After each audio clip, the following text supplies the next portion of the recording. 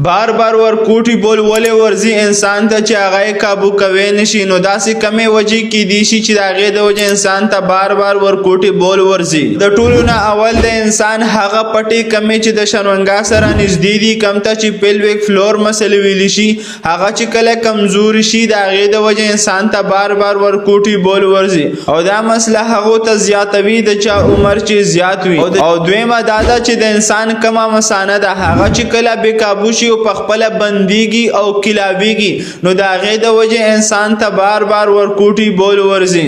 چې هغې ته اور ایکټیو بلیډر ویلی شي. او درېیمه وجه دا ده چې د انسان کمه د ورکوټي بول لاره ده په هغې کې یوه غوښه ده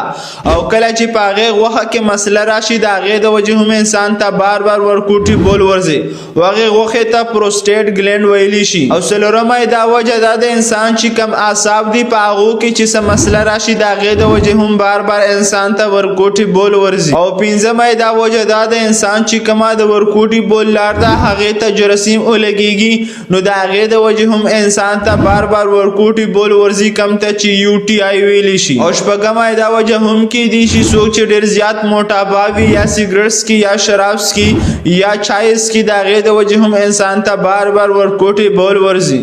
او اومه یې دا وجه هم کیدی شي چې ځینې داسې میډیسن وي چې هغه انسان استعمالوي نو د هغې د وجې هم انسان ته بار بار ورکوټي بول ورتلی شي. نو که چیرې دا معلومات انفارمیټیو وي د خپلو ملګرو سره شیر کړئ او دغه شان میډیکل معلوماتو دپاره زموږ سره اوسئ.